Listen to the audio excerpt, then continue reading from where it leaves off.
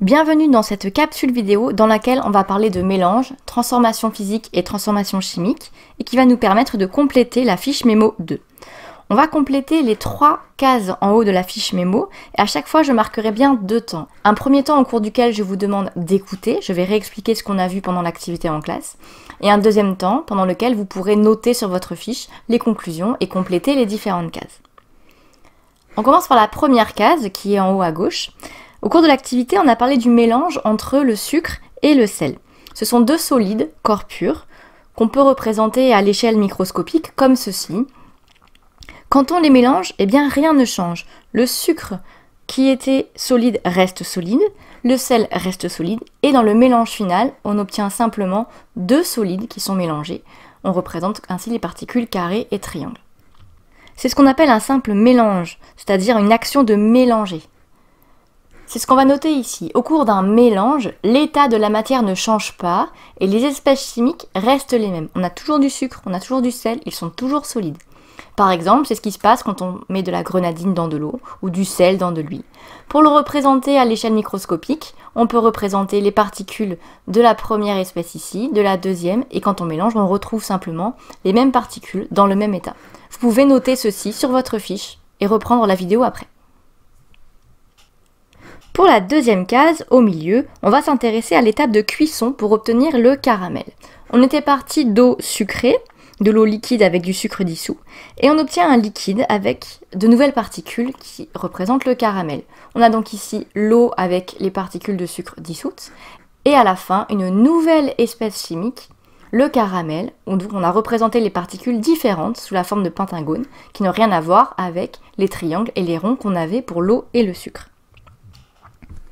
Les espèces chimiques sont donc différentes entre les débuts et la fin de cette étape. Elles se sont transformées et c'est ce qu'on appelle donc une transformation chimique. Au cours d'une transformation chimique, les espèces chimiques changent. Il y a des espèces qui disparaissent et d'autres qui apparaissent. Par exemple, c'est ce qu'on observe au cours de la combustion du charbon ou de l'oxydation du fer.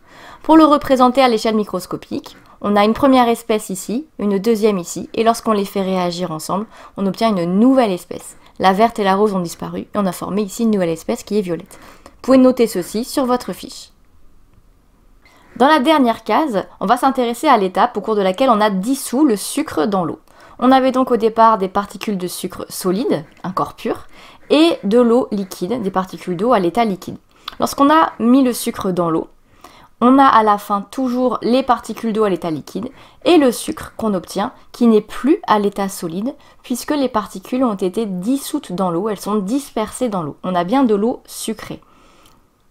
Les particules d'eau sont toujours présentes à l'état liquide, les particules de sucre sont toujours présentes mais plus dans le même état puisqu'il a été dissous.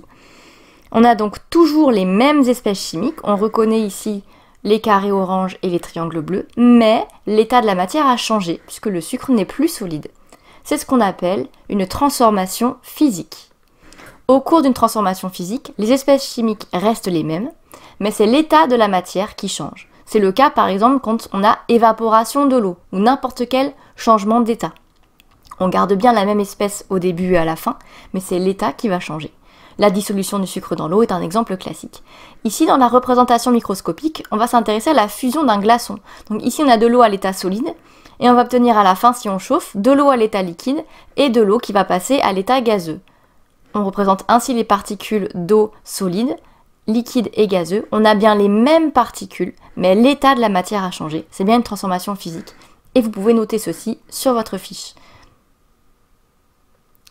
Maintenant que c'est terminé, voici les étiquettes que vous allez devoir fabriquer et coller sur les 3 vignettes que l'on vient de remplir. Bon travail et à très bientôt en classe.